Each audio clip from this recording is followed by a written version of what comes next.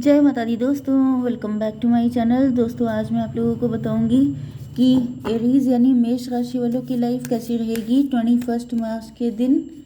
तो unicorn please मुझे बताइए, यूनिवर्स प्लीज़ मुझे बताइए कि एरीज की love life and marital life कैसी रहेगी 21 मार्च के दिन। शिट शिट शिट, ये कार्ड भैया बहुत ज़्यादा स्लिप करते हैं, इनको कंट्रोल करना ही मुश्किल है। जितने ब्यूटीफुल हैं उतने नखरीले भी हैं।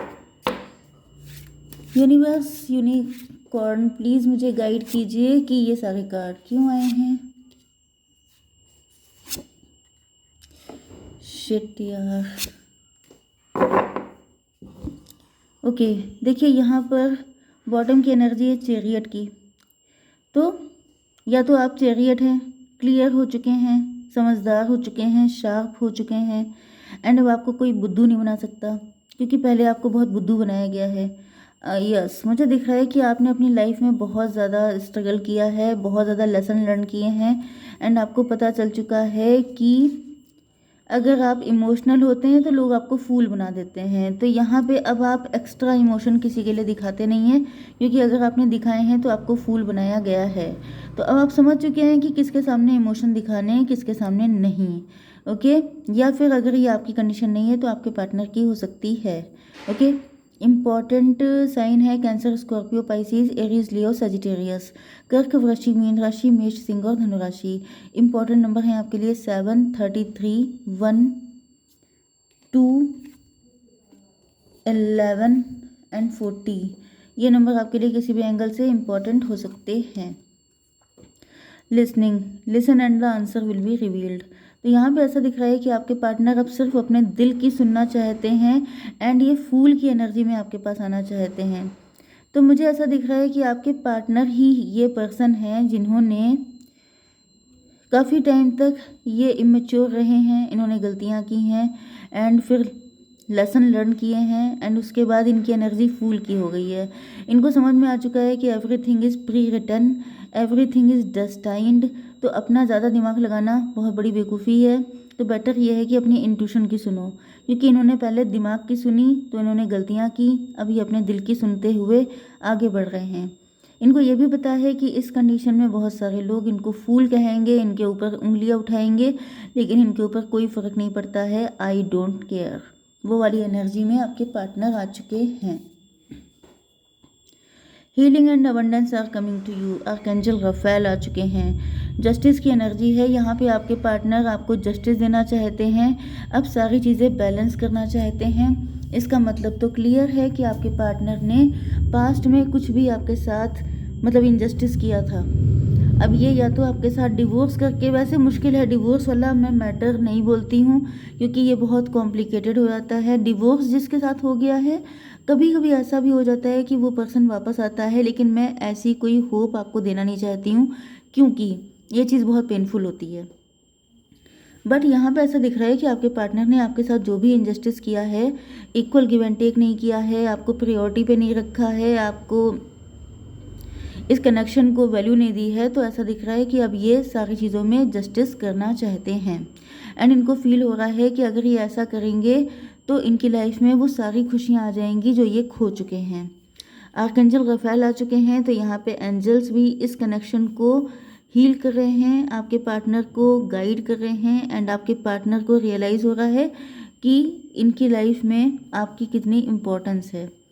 यहाँ पर 33, 40 किसी की एज हो सकती है। 11 नवंबर का मंथ इम्पॉर्टेंट हो सकता है, एंड बाकी आप लोग देख लीजिएगा।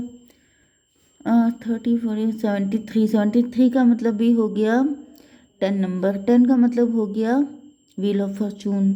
तो मे भी आपके पार्टनर इस वक्त काफ़ी, इनकी डेस्टिनी ख़राब चल रही है, ये अपनी लाइफ में काफ़ी स्ट्रगल कर रहे हैं, सफ़र कर रहे हैं, एंड इनको रियलाइज़ हो रहा है कि इन्होंने गलत किया है, उसी का रिज़ल्ट इनको झेलना पड़ रहा है।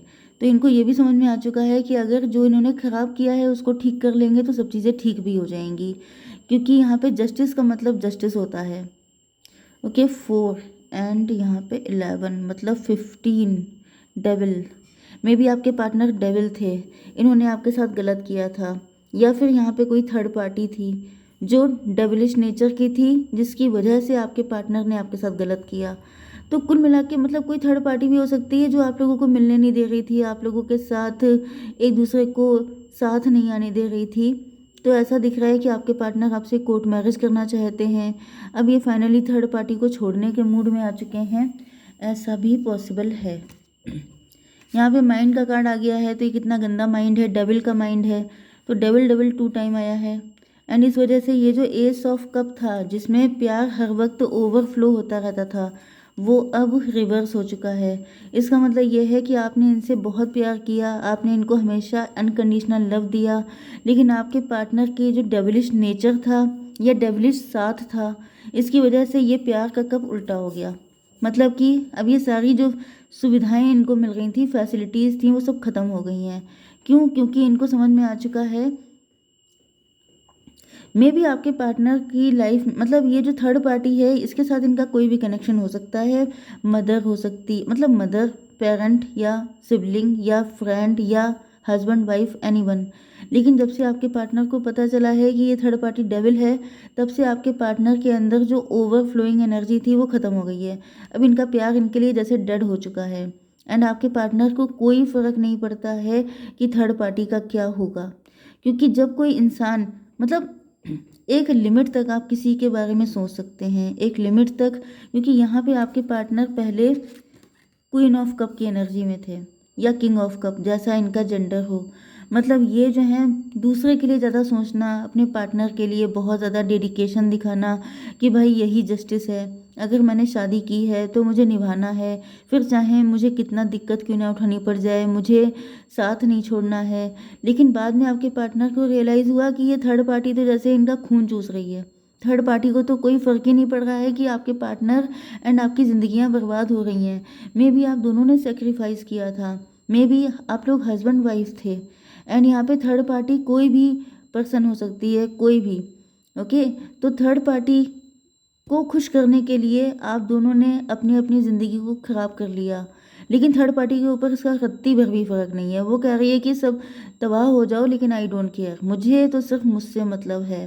तो इतना सेल्फिश इंसान, उसको खुश रखने के चक्कर में अपने अनकंडीशनल लव को इन्होंने गंवा दिया। तो ऐसा दिख रहा है कि अब आपके पार्टनर कह रहे हैं कि सब भाड़ में जाओ, अब मुझे किसी चीज़ से मतलब नहीं है।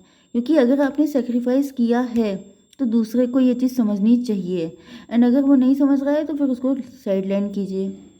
तो यहाँ पे दिख रहा है कि आपके पार्टनर कह रहे हैं कि देखा जाएगा, जो होगा देखा जाएगा। क्योंकि यहाँ पे अब इनको कोई सिंपथी नहीं बची है थर्ड पार्टी के लिए। क्योंकि देखिए, जो चीज़ कोई डिज़र्व नहीं करता है आप उसको दे देंगे तो वो उसकी बर्बादी करना शुरू कर देगा, क्योंकि उसको उसकी वैल्यू नहीं पता है। तो वैल्यू तो भाई जैसे कि डायमंड है, डायमंड किस में सूट करता है? गोल्ड में। लेकिन अगर आप डायमंड को किसी बहुत रद्दी किस्म के मेटल में लगवा देंगे तो वो डायमंड की इंसल्ट होगी। इसी तरीके से सच्चा प्यार, अनकंडीशनल लव आप किसी बहुत ही चीप इंसान को देंगे तो ये सच्चे प्यार की इंसल्ट है। इसीलिए कहा जाता है कि सोच समझ के प्यार कीजिए, क्योंकि जिसको आप अपना इमोशन, अपनी फीलिंग, अपना टाइम दे रहे हैं वो इस लायक है भी कि नहीं है। तो यहाँ पे वही चीज़ है कि आपके पार्टनर को लग रहा है गलती हो गई, एंड इस गलती की सज़ा आप दोनों को मिली है। तो अब ये सबको किनारे कर रहे हैं कि जो होगा देखा जाएगा, मैं किसी की नहीं सुनने वाला हूँ, अब मैं सिर्फ अपने दिल की सुनूंगा। कि 33 एंड ये 1 हो गया 34, मतलब 7। आपके पार्टनर स्पिरिचुअल हो गए हैं। इनको समझ में आ गया है कि इनको रिलेशनशिप सिर्फ आपके साथ रखना है, थर्ड पार्टी के साथ अब इनका कोई लेना देना नहीं है। Playfulness, yes. तो यहाँ पे ऐसा दिख रहा है कि आपके पार्टनर अब आपको चूज़ कर रहे हैं। पहले इन्होंने गलती से किसी थर्ड पार्टी को चूज़ किया था, लेकिन अभी अपनी गलती सुधार रहे हैं, एंड अभी आपको लेके होपफुल हैं। इनको बिलीव है कि जो भी आप लोगों के बीच में नेगेटिविटी आई है, जो भी दरार पड़ गई है, जो भी दिक्कतें आई हैं, वो सब की सब खत्म हो जाएंगी, एंड बहुत ही ब्यूटीफुल लाइफ आप लोगों की हो जाएगी। बच्चों जैसी इनोसेंस, बच्चों जैसी खुशी जैसे इनको फील हो रही है, एंड ये पहले से काफ़ी ज़्यादा लाइट हो चुके हैं। इनको फील हो रहा है जैसे इनके पैर हवा में उड़ रहे हैं, एंड इनको बहुत ही ज़्यादा अच्छा, जैसे आप देख सकते हैं कि ये है, ये जोकर है। ओके, एंड ये जोकर जैसे, मतलब जोकर वाली चीज़ें जैसे हँसी मज़ाक करना, फ्लर्ट करना, इनके अंदर वो वाली एनर्जी आ गई है जो पहले कभी डेड हो चुकी थी थर्ड पार्टी के साथ रह के, क्योंकि थर्ड पार्टी ने इनके दिमाग का दही कर दिया था। एंड इनको बाद में रियलाइज़ हुआ है कि अब ये बहुत लाइट लाइट से फील कर रहे हैं, अपने इनर चाइल्ड से कनेक्ट हो पा रहे हैं। अब ये जो हैं, इनका दिल बहुत ज़्यादा प्योर हो चुका है। अब ये बहुत ज़्यादा जैसे फ्लर्ट करना, खुश रहना, हंसी मजाक करना, इंजॉय करना लाइफ को, छोटी छोटी चीज़ों में खिलखिला के हंस पड़ना।